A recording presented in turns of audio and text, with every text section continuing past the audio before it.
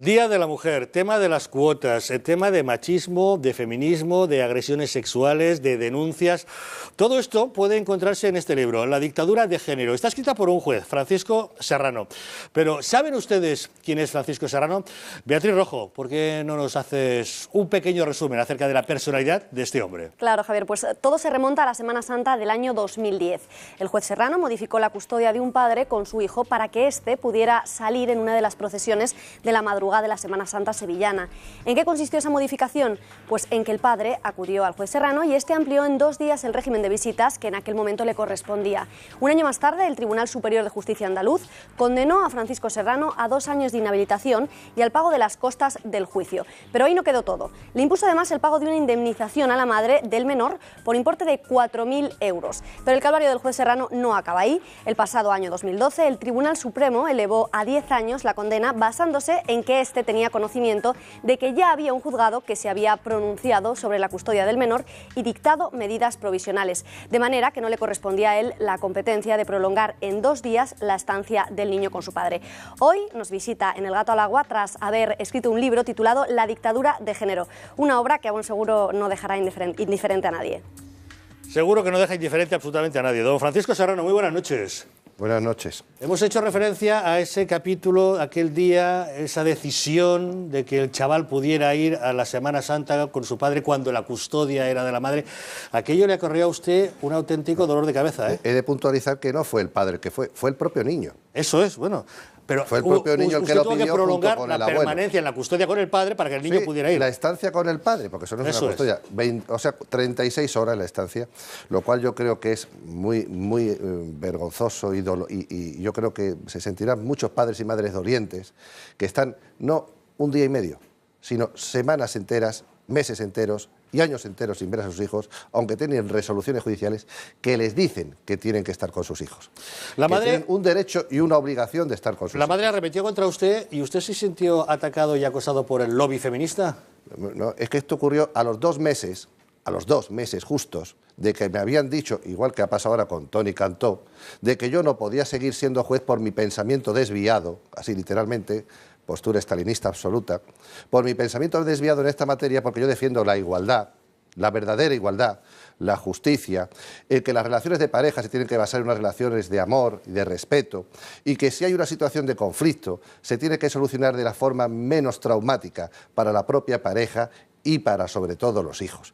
Y por defender cuestiones como esas, que son las que se defienden en este libro, y criticar, pues no desde luego el feminismo, con el que yo estoy totalmente de acuerdo, un feminismo que denuncia la discriminación de la mujer por el hecho de serlo, con lo que estamos todos de acuerdo con ese feminismo, sino lo que es un fanatismo de corte radical, lo que es esa dictadura de género, que desde luego no sabemos en España el daño que está haciendo hasta que alguien, que por ejemplo le pase a tu hijo, o le pase a tu novio, a tu compañero sentimental, a tu hermano, porque no solamente son los que sufren estas situaciones, sino también las personas que están alrededor de esas personas y también las auténticas mujeres maltratadas a las que siempre he defendido. Javier, yo fui el primer juez que en España en el año 99 adoptó una medida cautelar para proteger a una mujer maltratada. A una mujer maltratada que sentía miedo. Y a mí ha habido mujeres maltratadas, de esas que decía, que me contaba una señora, que se orinaba el señor por detrás de la puerta de su dormitorio, que se encerraba con llave y cuando ya no podía aguantar más le pegaba una paliza. Me decía, señor juez, desde luego siga en esa lucha, porque esto que ahora le ha pasado a mi hijo, porque ha sido injustamente denunciado, no quiero que lo pase, porque yo sí he sido una mujer maltratada, una mujer que ha sufrido en el cuerpo y en el alma las cicatrices del maltrato, y usted lo que está defendiendo es que no haya situaciones de abuso que perjudican a la sociedad, a nuestros hijos y a las propias mujeres maltratadas. Y he de decir también, y he de aclarar, que no soy juez, ahora soy abogado. Le ha dicho mucha honra, porque prefiero ser un abogado libre, dije, que a un juez esclavo del miedo y de las presiones políticas. Un abogado que ahora tengo despacho abierto en Sevilla, en Madrid y recientemente en Valladolid. Así que quizás todo el trauma que yo he pasado, porque a mí me he pasado por una metamorfosis muy dolorosa, pero también en esa metamorfosis muy dolorosa, es decir, que la fase de capullo ya la he superado. Señor Serrano, usted dejó de ser juez por culpa de esta dictadura de género. Cuéntenos, ¿quién está detrás de la dictadura de género y por qué tenemos tanto miedo a salirnos de lo que se considera políticamente correcto? Pues mira, yo creo que es que esto, ahí lo digo, es que esto no es una corriente espontánea. Feminismo sí es una corriente que ha buscado lo que es la igualdad. Que no haya discriminación, una igualdad de oportunidades. Cuando decimos aquí, mire usted, si es que tenemos que ir a la igualdad. Hay una igualdad, pero lo que pasa es que se nos están dando datos absolutamente que no se corresponden con la realidad, datos que están manipulados. Aquí se ha dicho hace un momento que las mujeres están discriminadas en el ámbito laboral.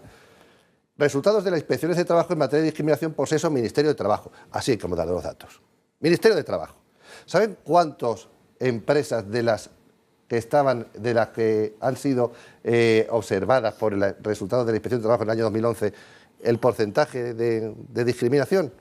El 0,67%. Yo francamente no. 3 empresas, una en Sevilla, una en Las Palmas y una en Navarra, de 445 empresas inspeccionadas. Esa es la realidad, ese es un dato que no sale. Y realmente hay datos falsos que a medida de ser repetidos parece que se asumen en la sociedad. Por ejemplo, hace un rato hemos hablado que una mujer tiene que trabajar 59 días más para cobrar lo mismo que un hombre. ¿Usted considera que ese dato es falso? No es que sea falso, es que lo peor muchas veces de las falsedades, de las mentiras, son las mentiras a medias. Es que lo que ocurre es que la mujer que se ha incorporado por mérito propio, como decía, por sacrificio propio, por una lucha muy larga por la igualdad, resulta que ha llegado a escalas a lo que es el mercado de trabajo y resulta que, por ejemplo, en la carrera militar, pues claro, las mujeres en la carrera militar cobran menos porque si se hace el cómputo general, genérico, de cuánto cobran hombres y mujeres, las mujeres cobran menos, pero en cómputo genérico. Pero si hacemos un cómputo individualizado de puesto de trabajo en comparación hombre y mujer, el mismo puesto de trabajo, las mismas horas extras, la misma antigüedad, esa discriminación se reduce a ese 0,67%. Porque hay que decir una cosa muy importante también. ¿Cuál es el techo de cristal de la mujer para que no vaya, por ejemplo, a esas empresas, a esos puestos de dirección en empresas? El techo de cristal de la mujer es la maternidad, porque la mujer, a mucha honra, no renuncia ni quiere renunciar porque es un privilegio que tiene la mujer respecto del hombre. Y hay que ayudarla. A la maternidad. Y hay que ayudarla. Y lo que hay que ayudarla, ¿y cómo se la ayuda? Custodia compartida. Ahora tenemos una situación de que se está buscando las situaciones de custodia compartida. Yo estoy de acuerdo con eso. Y podemos decir a los hombres que no quieren muchas veces compartir esas obligaciones, pues compártanlas. ¿Por qué no las hemos de compartir? No se comparten las obligaciones, dice la ley de igualdad.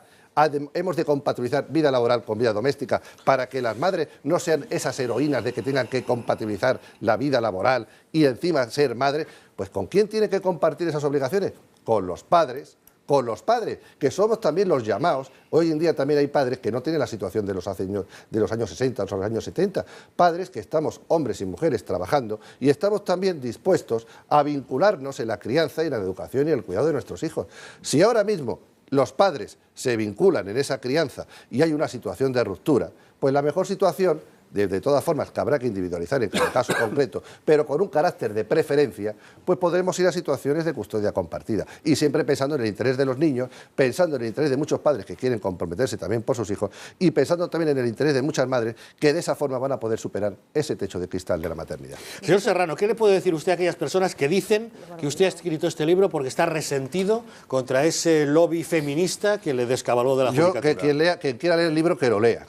Y que vea simplemente lo que cuento ahí es la situación de lo que es los orígenes, las consecuencias, desde un aspecto filosófico, antropológico, jurídico. He tenido un año de suspensión para poder hablar, para poder escribir este libro. Entonces, ahí lo que cuento es la situación, desde un aspecto objetivo, para que sepa la gente qué es lo que está detrás de todo esto. Porque, como digo en el libro, esto es Matrix. Como ha dicho, muchas veces vivimos en una realidad virtual que no tiene que ver con la realidad. Con la realidad. Y usted, los datos son los datos reales. Decía el otro día la señora Ana María Pérez del Campo, a raíz de la declaración de Toni Cantó, que no se quiere ir contra los hombres, solamente se quiere ir contra los hombres que golpean y matan a las mujeres. Evidentemente, hay que ser mal nacido para no estar contra esos canallas que golpean y matan a las mujeres. Pero ¿saben cuántos de esos hombres y mujeres, de esos hombres denunciados?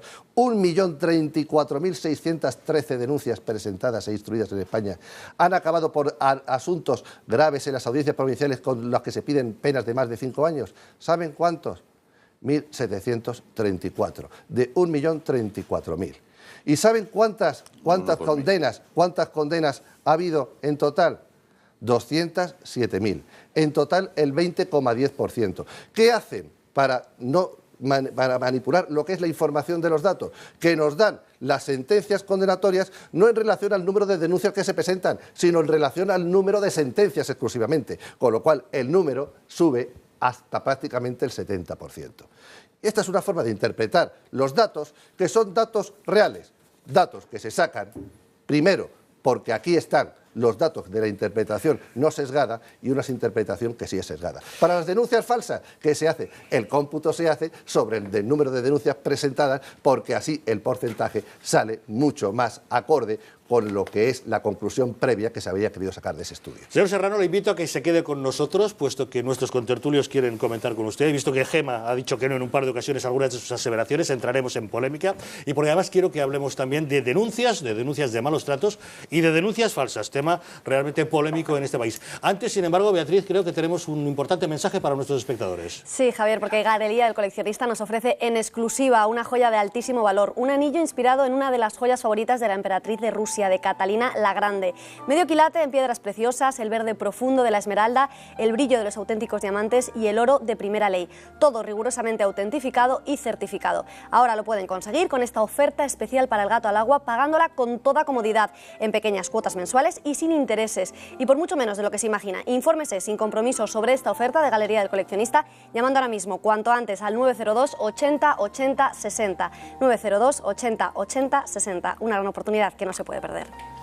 ¿Qué le pasa en este país a alguien que diga que algunas denuncias por violencia de género son falsas? Se lo contamos ahora mismo.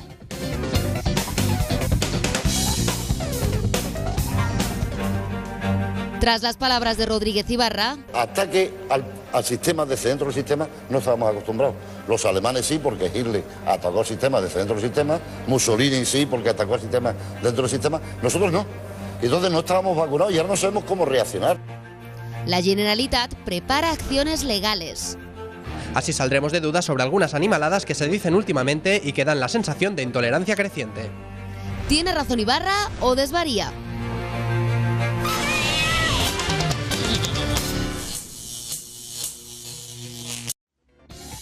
Son muchos los amigos que cada noche nos acompañan desde el plató, el restaurante de la calle Castellana, Paseo de la Castellana 36 de Madrid, un lugar en el que además de disfrutar de la excelente cocina de Pedro Larumbe, pues se puede hacer eso que en este momento están haciendo todos nuestros amigos, ver a través de la cristalera cómo se hace en directo un programa de televisión, en este caso El Gato al Agua. Les invitamos a todos ustedes a que nos acompañen, es la mejor manera de ver un programa de televisión por dentro. Día de la Mujer, estamos hablando de lo que es la dictadura de género, estamos hablando de denuncias de malos tratos, de denuncias falsas. ¿Existen denuncias falsas por violencia de género en España? La verdad es que cuando un hombre dice que sí, se le echan encima. Pasó no hace muchos días con Toni Cantó, diputado de UPyD, que dijo la mayoría de denuncias por violencia de género son falsas. Se montó tal revuelo que tuvo que salir, pedir perdón, decir que no había querido decir eso, que bueno, que simplemente que sí, que hay algunas falsas en ocasiones, pero que qué difícil es hablar de ello. Es el tema del que vamos a hablar. Tras una denuncia falsa, muchos hombres se quedan sin nada, sin su casa, sin sus hijos, sin sus amigos e incluso sin su trabajo. Es el resultado de una ley que sobreprotege a la mujer y deja desamparados a muchos hombres, una realidad difícil de denunciar por lo delicado del tema. De las casi 800.000 denuncias que se presentan cada año, unas 360 al día, solo el 20% de los hombres son condenados por malos tratos, un dato proporcionado por Asociación de Víctimas de la Ley de Violencia de Género, que denuncian que los datos oficiales del Observatorio de Violencia de Género están manipulados, ya que calculan las cifras a partir de las sentencias en lugar de las denuncias.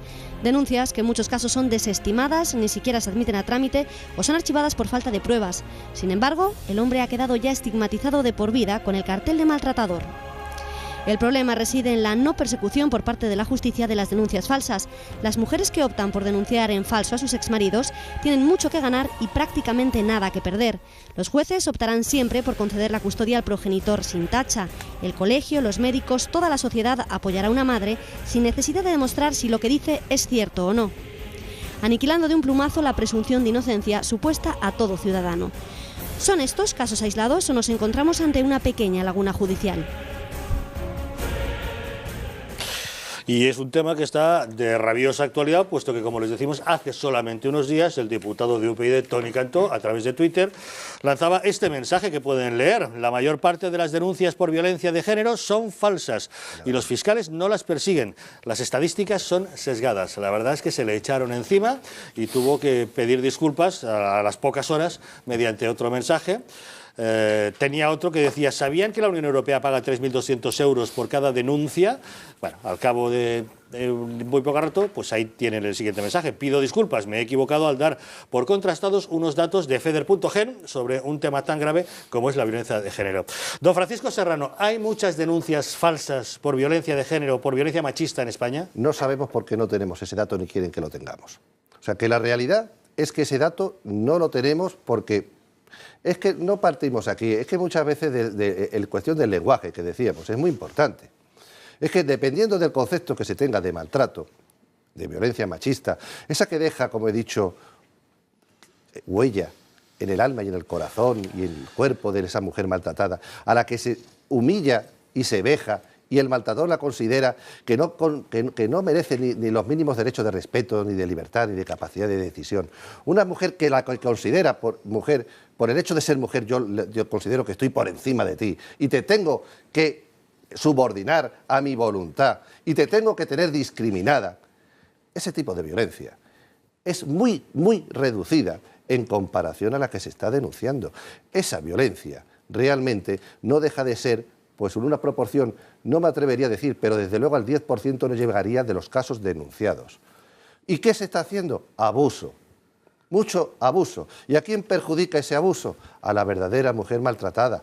Porque no es lo mismo proteger a las que realmente requieren y merecen ese trato y requieren tener confianza y creer en el sistema, que se las proteja a ellas y a sus hijos, porque realmente yo sí he visto a mujeres maltratadas y la peor característica, la más relevante de la mujer maltratada, es el miedo, la angustia, la falta de coherencia.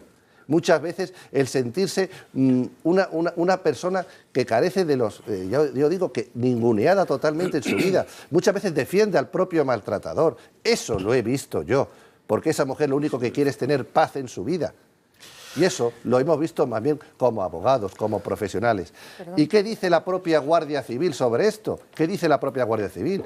No solamente las asociaciones. En un artículo de prensa, la Asociación Independiente de la Guardia Civil, una de las mayoritarias en el ramo, dice que son frecuentes los casos de mujeres que se molestan ante las llamadas en la visita de los agentes para comprobar su estado y que incluso reconocen que solo interpusieron la demanda contra sus parejas o excompañeros por consejo de su abogado para agilizar los trámites del divorcio y garantizar la custodia de los hijos o la asignación de bienes. Señor Serrano, vamos a abrir el debate a la mesa. En primer lugar, Gemma, y luego tienen palabras pedidas todos los Vamos a ver, a mí me está entrando una cosa por el cuerpo, porque lo tengo que decir. Yo soy abogada del turno de oficio especializada de violencia. Asisto a mujeres y yo no hablo de números, hablo de personas. Entonces, cuando yo escucho este tipo de cosas, verá, me entra un poquito de un entripado por dentro porque estoy bastante comprometida con el tema. Colaboro con Miriada, que es una asociación de Huelva de mujeres de víctimas, que no son números, son personas. Verdaderamente, la violencia emocional es la más difícil de comprobar, pero también yo, como letrada, me encuentro muchas veces con que esas denuncias se acaban archivando y pareciendo que son denuncias falsas porque no hemos tenido la capacidad suficiente de, primero yo me veo con la disyuntiva de convencer a esa mujer para que siga adelante. Que cuando viene un vecino y te pega un bofetón, tú eres el primero, o te rompe una maceta en lo harto de la cabeza, o tienes una pelea, tú quieres que esa persona sea condenada. Pero resulta que la víctima, la mayoría de las veces, no quiere que se condene al maltratador. Yo hace 3 o 4 años hubo una señora que verdad, es como esa espina grande que tengo, a lo mejor por eso, por lo que desde aquel momento me vi más involucrada en este asunto. Llegó, era estupenda, maquillada, divina de la muerte, había recuperado después de unos años la vida con otra pareja, no daba el perfil de mujer maltratada, lo único que quería que asistieran a su marido, porque su marido, a pesar de tener una orden de alejamiento, decía por los bares que la iba a matar. ¿Qué pasa? Que decía por los bares no servía y no daba el perfil de mujer maltratada. 2 semanas tardó ese señor en matarla en la Blanca Paloma de Huelva. Y verá, hablar de números, yo prefiero hablar de personas. muchas veces la violencia machista o esa violencia que no deja huella y que ha estado usted hablando hace un momento, llega el número de esas denuncias falsas. No son denuncias falsas, son denuncias que o no tienen viso de ser penalmente relevantes, con lo que parece que son falsas, pero a esa víctima sí le llega ese miedo. Y entonces pasa lo mismo con la custodia compartida. Lo de la custodia compartida, cuando hay buen rollito entre la pareja y es de mutuo acuerdo, estupendo. Pero la custodia compartida en los divorcios contenciosos, bajo mi punto de vista, es imposible. Porque es muy fácil decir custodia compartida, pero el que sale más perjudicado... Porque no hemos desterrado el prejuicio sexista de que todavía las mujeres son las que tienen que cuidar de los niños, cuando hay padres que también están preparados. Pues a lo mejor es ese hombre quien se tiene que quedar con la custodia, si yo no lo discuto, pero la custodia compartida, cuando los padres y las parejas se llevan, como la guerra de los Rose, eso es la muerte, porque al final quien acaba pagando el pato son los niños. Vamos a ampliar un poquito más, don Rafael. Parejas que se lleven bien al divorciarse. Hay tres cosas que... Sí las hay. Que quiero introducir en el debate, ¿no? En esta tertulia o debate.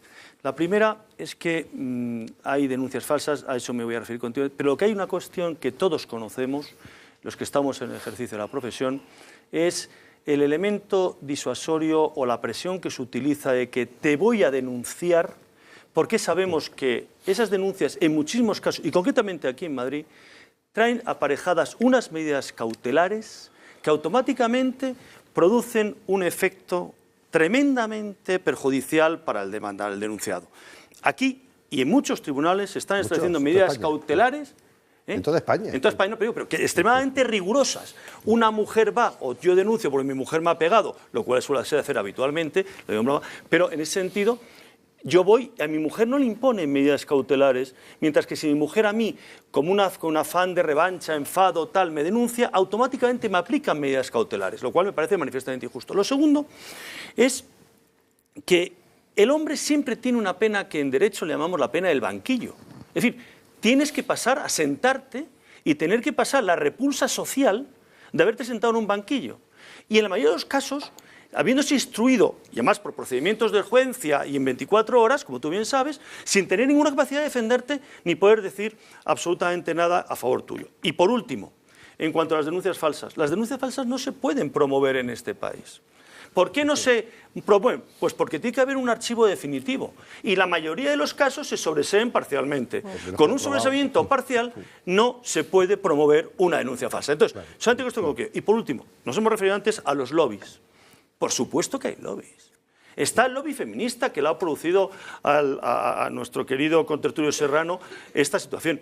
Y hay lobbies que yo he vivido, porque yo tengo el orgullo, el honor de que en mi despacho colabora Fernando Ferrán Calamita, y he vivido perfectamente cómo ha sido, y estoy llevando el procedimiento de él, y comparte, gracias a Dios, con nosotros despacho, lo cual me siento muy orgulloso de decir, el lobby gay y el lobby de las lesbianas. Cómo ha sido y cómo lo han atacado y cómo realmente han conseguido una inhabilitación de un hombre durante, en este momento, le quedan todavía por delante 5 años más o 7 años más y le han denegado el indulto, y lo quiero aprovechar la televisión, me permitís esto, le han denegado el indulto, el señor, que sepa, el señor Gallardón ha denegado el indulto a Fernando Ferrín Calamita y sin embargo se ha dado indulto al kamikaze de Valencia, se han dado indulto a infinidad de personas. Sin embargo, un señor que por proteger o por actuar conforme a la ley se le deniega el indulto. Melchor. Sí, vamos a ver, hay yo en materia de derechos basta con que una persona sea víctima para que haya que dedicarle, para que el asunto sea relevante. Con una, nada más. Yo creo que el problema de los malos tratos es un problema gravísimo al que hay que prestar especial atención. Y el problema de las denuncias falsas también, bastaría con uno. Yo no estoy equiparando, porque... hay una estadística que no manejamos, que es una estadística terrible, que a lo mejor si la conociéramos a muchos les sorprendería, que es la estadística del número de maltratos que no se denuncian. Esa no la conocemos, porque no se denuncian.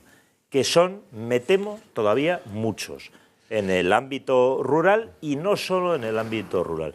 O sea, esta es una materia enormemente sensible, en la que yo creo que también hay que introducir modificaciones legislativas para proteger a los Pero, hombres Melchor, pero no que está son ni- víctimas, déjame No, decir, pero- que son víctimas de denuncias falsas, que los hay, a los que, y todos conocen, yo conozco varios casos de hombres cuya vida ha sido arruinada como consecuencia de una denuncia falsa. Hombres en ámbitos rurales a los que se les aplica de forma inmediata, a partir del sistema de una denuncia, una serie de medidas cautelares que cuando resultan absueltos no sé cuántos meses Es o irrecuperable. años después, Bueno, no. tienen Con un juicio una rápido. solución. Es irrecuperable. No, no, Pero, no. Melchor, es que yo creo que la discusión no está... El hecho del maltrato creo que es la reprobación, imagino que será colectiva. O sea, no hay ninguna duda de que es una repulsa social y es que repugna a la mente de cualquier persona con sentido común. Pero- Lo que estamos analizando en este momento es si lo que está aconteciendo y cómo se está manejando esta situación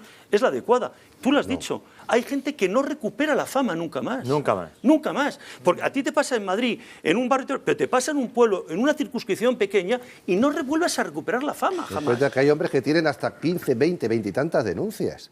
Se Y han luego no archivado. puedes- y no no pasa puedes nada. formular y denuncia mañana falsa. me archivan de una denuncia y mañana tengo otra. Y tiene razón en una cosa, que también nos tiene que preocupar a aquellas mujeres que no denuncian, que son las que están en situación de riesgo. ¿Por qué? Porque las que realmente están en situación de Y que riesgo, no- como he dicho, no hay son estadística 2.000 de esas o 3.000 de los asuntos que se han juzgado, de 1.035.000. Esas 2.000 o 3.000 son las que están en situación de riesgo de las que se ha juzgado. Pero es que hay otras X, que no las sabemos, que siguen en situación de riesgo porque a estas no les estamos dando la protección que requieren. Porque no es lo mismo proteger a estas 2.000 o 3.000 que están en situación de riesgo que a 1.035.000 denuncias. Vamos a ¿Qué completar ocurre? una Que ronda de las opiniones. urgencias, los asuntos también, se juzgan muchas cosas por razón de urgencia y resulta que a lo mejor ese hombre que le hemos condenado muy poco, tendríamos que haberle condenado mucho más. Lo que queremos es una condena rápida Estoy de acuerdo y eso con es malo también. Vamos con Balbás. Bueno, creo que el compromiso por la igualdad de las mujeres le tiene la sociedad española, yo creo que muy asumido, pero no se puede judicializar todo. Es decir, que yo creo que la judicialización es un caso, pues que, bueno, pues ya has dicho, 1 millón de denuncias que al final se juzgan... 1.035.000. 1.035.000 que al final se juzgan el Pues20% de esos, ¿no? claro, Aproximadamente. sentencias condenatorias el 20%. El 20% Hay que ver cuántos sobre las de esos 100.000. hombres asueltos, Sí, pero bueno, archivados, han sido detenidos. Esa es otra. Es, como medida cautelar, es la importante... La mayoría. Sí, es importante las denuncias falsas, pero bueno, para eso hay leyes, hay instituciones, que es la policía, la Guardia Civil, que es la que lo tiene que dar las pruebas, y desde luego a las personas que hagan denuncias falsas pues les tendrán que condenar. Hay En este asunto es procedimientos. muy difícil Pero es que determinar. no Ya, se puede es difícil de determinar, no, pero es que no no puede- podemos Sobre todo concentrar después, todo. sobre todo Culpable después, o porque sospechoso para las toda la órdenes de vida. Porque no alejamiento- archivan. No podemos archivan, concentrar Eres todo. sospechoso para Sí, siempre. pero no podemos concentrar todo, como dijo el actor ese de cine que es diputado ahora, o no sé Tony qué, Cantó. el Tony Cantó, en extremar las cosas. Es decir, que la sociedad funciona. Pero ¿por qué las- hablas así? Has las hablado con mujeres- mucho desprecio de Tony Cantó, que no me parece bien, No, José Luis. Es una opinión. Sí, no, pero yo creo que has hablado así en un tono, no, te lo digo con todo el cariño, pero no me ha parecido bien el tono Bueno, ni despectivo. bien ni mal, pero vamos a hacia ver, Tony es Cantó. descriptivo. Es un actor de cine que no es actor. Y encima no he dicho el nombre lo has dicho tú. Sí, pero como te referías, por eso hay que yo creo ser que directo, el compromiso, bueno, vamos al asunto. El compromiso por la igualdad es un derecho social, es un derecho político, es un derecho personal, es un derecho humano, fundamentalmente. Entonces, yo creo que los jueces deben proteger a la mujer un poquito más porque es el ser débil, eso es así. Y los hijos es mucho mejor, y yo tengo 3, que estén en manos de las mujeres, normalmente, estadísticamente, por la propia naturaleza, que en manos de Por los lo menos hombres. los primeros años. Que debe ser compartido. Bueno, hay casos, pero eso lo tiene que decir un juez. Hay unas leyes, unas instituciones, hay un proceso de investigación y no podemos centrarnos en casos extremos, que con las cifras que nos ha dado el señor Serrano, son pequeñas, no son tantas. La instrumentalización de denuncias falsas debe ser muy penada, porque es verdad que es un coste social, pero la convivencia cuesta. Es decir, que no vamos a arreglar la vida de la gente, eso ha sido así, siempre ha sido así. Y no te digo que estás hablando de una sociedad europea. Tú fíjate lo que es sociedad asiática, sociedad árabe, sociedad africana. Venga, seguimos. mundo sí que hay, Estás en mucho. Europa. En el La mundo sí que convivencia hay, es muy claro. difícil, es decir, la convivencia es muy difícil, las instituciones están bien reguladas y yo creo que lo que tiene que hacer es que los juzgados de familia funcionen mejor y tenga la información que tienen que tener. no va Y por los toda la medios, familia. Los juegos que de muchas familia, veces los no juegos de tienen medios. violencia. No va por Que toda la muchas familia. veces pasa que no hay medios suficientes en la justicia. Bueno, vamos a ver, yo creo que estamos, como decía Melchor, ante un problema que no conviene para nada minimizar. O sea, el problema de los malos tratos, de la violencia del hombre sobre la mujer, es un problema que tenemos y que conviene tomarse muy en serio. Lo que pasa es que tiene algunos elementos que exceden el propio comportamiento indeseable de los malos tratos. Por ejemplo, es un asunto que políticamente es muy rentable. Y cada vez que un partido político quiere ganarse las simpatías de un determinado colectivo de votantes, etcétera, hace bandera de yo voy a ser el que más haga para atajar este problema, porque en este momento esto tiene una especie de gran ovación social. Y cuando tú legislas habitualmente, quiero decir, pensando mucho más en la repercusión electoral que tiene esa medida que en atajar el problema, al final acabas generalmente pasándote de frenada. Y yo creo que eso es lo que ha pasado. Es decir, una vez más estamos ante un objetivo bastante bien intencionado que ha entrado en contacto con una sensibilidad social que lo hacía potencialmente muy atractivo en términos electorales, y entonces los partidos han dicho, pues yo haré más, pues yo haré más, pues yo haré más, y al final hemos configurado un sistema en el que el hombre en general, por supuesto que habría que hablar de cada caso, ya no tiene, Gemma, la presunción, en este caso concreto, de inocencia, sino la presunción de culpabilidad. Basta con que haya una denuncia de una mujer para que la presunción sea de culpabilidad y no de inocencia, y que sea tratado procesalmente de acuerdo a esa presunción. Y entonces, ¿qué es lo que pasa? Y termino enseguida. ¿Qué es lo que pasa? Que, y lo siento porque no va en absoluto por ti, que como ese sistema se ha configurado con esa perversión interna, hay una mala práctica bastante extendida entre tus colegas y utilizan ese sistema para intimidar, amedrentar, agilizar causas de divorcio, negociar de una manera absolutamente espúrea las pensiones compensatorias, etcétera, etcétera. Eso es lo que yo creo. Y preconstituir el tema de las custodias, ojo. Y preconstituir. A ver, señores, no, perdona, por favor. No hablen todos a la vez. Perdona, pero déjame que le conteste brevísimamente ese asunto. Es muy fácil. Si tú estás en un proceso de divorcio y estás planteando una cierta resistencia, basta con que se insinúe, con que pórtate bien, o igual te planteo una denuncia por malos tratos. Pero malos tratos, no te he puesto una mano encima. Basta con que te la ponga. Se preconstituye. Vale. Nar, por favor. Yo tengo muchas mujeres que no. Es muy curioso, No, eso es así. Es muy curioso Claro que es así. cómo se produce con bastante frecuencia que a la demanda de separación matrimonial aparece inmediatamente una denuncia por maltrato psíquico, de los que no dejan huellas de ninguna clase, producidos en ocasiones o denunciados sobre situaciones ocurridas meses o años anteriores. El problema de la violencia sobre la mujer es que para un juez es extremadamente difícil, excepto que haya lesiones y entonces las puedas percibir, y no hay, está claro. Pero cuando hablamos de violencia psíquica, se encuentra un magistrado ante una persona, una mujer, que le formula una denuncia sobre un hecho del que no existe prueba posible, más que la contradicción de ella que dice que sí y el marido que dice que no. Y ante esa situación hay otra, de presión social descomunal, en la cual los magistrados tienen que tomar medidas que no tomarían de protección sobre la víctima en otras circunstancias, pero que sí las toman en el tema de violencia sobre la mujer. Que existan multitud y la mayoría de las denuncias, sobre el millón presentadas, 700, 800.000 que terminan en archivo, no significa en eso que las 800.000 denuncias sean falsas. No significa en absoluto. Lo que significa es que no se puede probar en un sentido o en otro. Pero tampoco significa que todas las denuncias que se archivan y se archivan provisionalmente no existan denuncias falsas. Las denuncias falsas que terminan después en procedimiento judicial es la extrema, yo diría, excepción, porque normalmente el archivo es archivo provisional. Y al ser un archivo provisional y no ser un archivo definitivo, no tienes vía posible de acudir a la denuncia falsa, que además se encuentra con otra situación, que vuelves otra vez a la palabra contra la palabra. Yo digo que sí, que fui objeto de insultos y vejaciones, yo digo que no. El problema que tenemos acá, y ahora te termino y concluyo, es que a mí me parece que los lobbies son extraordinarios, pero cuando el lobby se convierte en una perversión de lo que significa la sensibilidad social, y te voy a poner un ejemplo y termino. Yo tuve hace años la defensa de una persona que era culpable. No voy a decir que era culpable. Tuve 4 acusaciones, 2 absolutamente legítimas, la del fiscal y la de la familia, sin comentarios.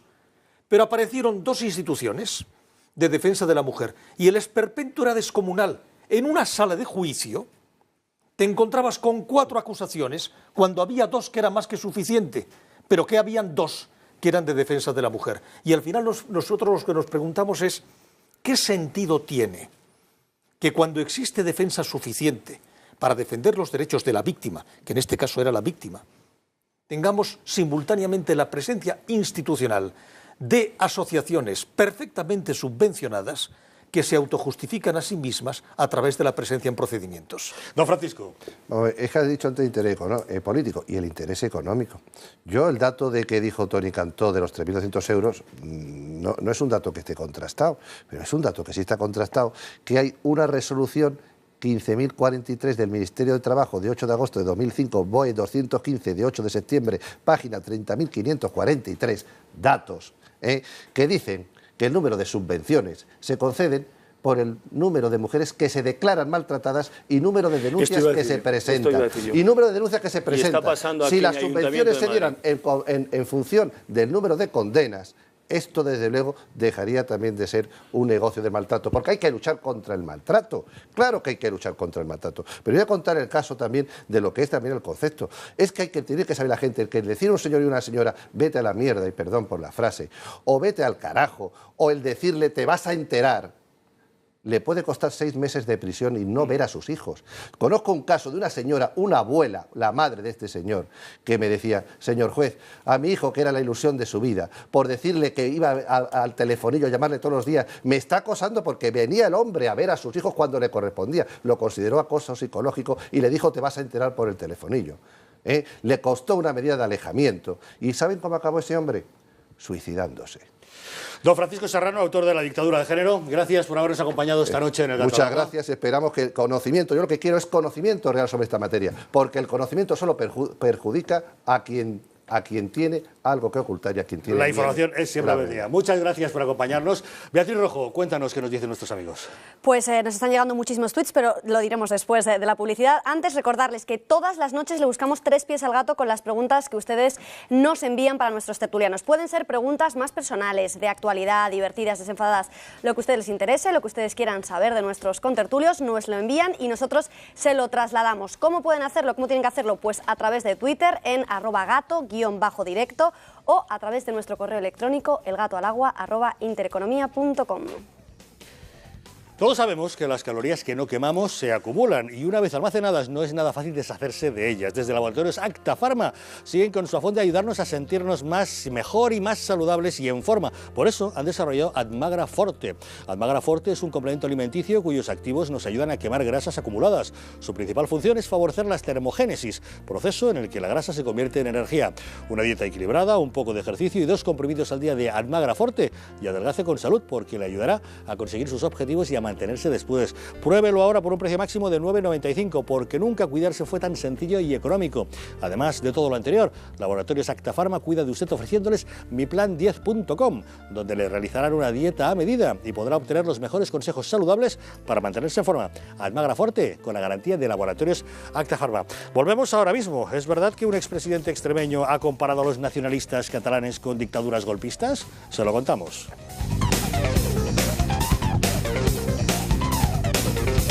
En El Gato al Agua, los tertulianos opinan, pero también responden. ¿Qué le gustaría saber de...?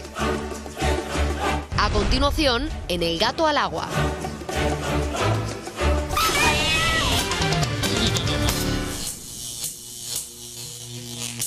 En 2012, el Tribunal Supremo elevó a 10 años la condena basándose en que éste tenía conocimiento de que ya había un juzgado que se había pronunciado sobre la custodia del menor y dictado medidas provisionales, de manera que no le correspondía a él la competencia de prolongar en 2 días la estancia del niño con su padre.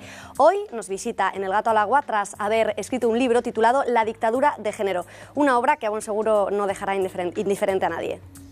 Seguro que no deja indiferente absolutamente a nadie. Don Francisco Serrano, muy buenas noches. Buenas noches. Hemos hecho referencia a ese capítulo, aquel día, esa decisión de que el chaval pudiera ir a la Semana Santa con su padre cuando la custodia era de la madre. Aquello le acarreó a usted un auténtico dolor de cabeza, ¿eh? He de puntualizar que no fue el padre que fue el propio niño. Eso es, bueno. Pero fue el propio niño el que lo pidió, tuvo que prolongar junto con la el abuelo. permanencia en la custodia con el padre para que el niño pudiera ir. La estancia con el padre, porque eso no es una custodia. 36 horas la estancia. Día de la Mujer, tema de las cuotas, tema de machismo, de feminismo, de agresiones sexuales, de denuncias. Todo esto puede encontrarse en este libro, La dictadura de género. Está escrita por un juez, Francisco Serrano. Pero ¿saben ustedes quién es Francisco Serrano?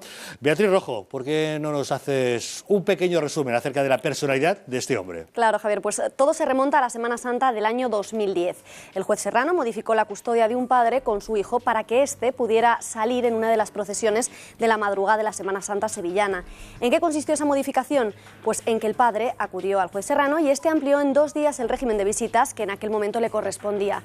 Un año más tarde, el Tribunal Superior de Justicia andaluz condenó a Francisco Serrano a 2 años de inhabilitación y al pago de las costas del juicio. Pero ahí no quedó todo. Le impuso además el pago de una indemnización a la madre del menor por importe de 4.000 euros. Pero el calvario del juez Serrano no acaba ahí. El pasado año... Que se orinaba el señor por detrás de la puerta de su dormitorio, que se encerraba con llave y cuando ya no podía aguantar más le pegaba una paliza. Me decía, señor juez, desde luego siga en esa lucha, porque esto que ahora le ha pasado a mi hijo, porque ha sido injustamente denunciado, no quiero que lo pase, porque yo sí he sido una mujer maltratada, una mujer que ha sufrido en el cuerpo y en el alma las cicatrices del maltrato, y usted lo que está defendiendo es que no haya situaciones de abuso que perjudican a la sociedad, a nuestros hijos y a las propias mujeres maltratadas. Y he de decir también, y he de aclarar, que no soy juez, ahora soy abogado. Le he dicho a mucha honra, porque prefiero ser un abogado libre, dije, que a un juez esclavo del miedo y de las presiones políticas. Un abogado que ahora tengo despacho abierto en Sevilla, en Madrid y recientemente en Valladolid. Así que quizás todo el trauma que yo he pasado, porque a mí me he pasado por una metamorfosis y para sobre todo los hijos. Y por defender cuestiones como esas, que son las que se defienden en este libro, y criticar, pues no desde luego el feminismo, con el que yo estoy totalmente de acuerdo, un feminismo que denuncia la discriminación de la mujer por el hecho de serlo, con lo que estamos todos de acuerdo con ese feminismo, sino lo que es un fanatismo de corte radical, lo que es esa dictadura de género, que desde luego no sabemos en España el daño que está haciendo hasta que alguien, que por ejemplo le pase a tu hijo, o le pase a tu novio, a tu compañero sentimental, a tu hermano, porque no solamente son los que sufren estas situaciones, sino también las personas que están alrededor de esas personas y también las auténticas mujeres maltratadas a las que siempre he defendido. Javier, yo fui el primer juez que en España en el año 99 adoptó una medida cautelar para proteger a una mujer maltratada. A una mujer maltratada que sentía miedo. Y a mí ha habido mujeres maltratadas, de esas que decía, que me contaba una señora, lo cual yo creo que es muy vergonzoso y yo creo que se sentirán muchos padres y madres dolientes que están no un día y medio, sino semanas enteras, meses enteros y años enteros sin ver a sus hijos, aunque tienen resoluciones judiciales que les dicen que tienen que estar con sus hijos. La madre tienen un derecho y una obligación de estar con sus hijos. ¿La madre arremetió contra usted y usted se sintió atacado y acosado por el lobby feminista? No, es que esto ocurrió a los 2 meses justos, de que me habían dicho, igual que ha pasado ahora con Toni Cantó, de que yo no podía seguir siendo juez por mi pensamiento desviado, así literalmente, postura estalinista absoluta, por mi pensamiento desviado en esta materia, porque yo defiendo la igualdad, la verdadera igualdad, la justicia, el que las relaciones de pareja se tienen que basar en unas relaciones de amor y de respeto, y que si hay una situación de conflicto se tiene que solucionar de la forma menos traumática para la propia pareja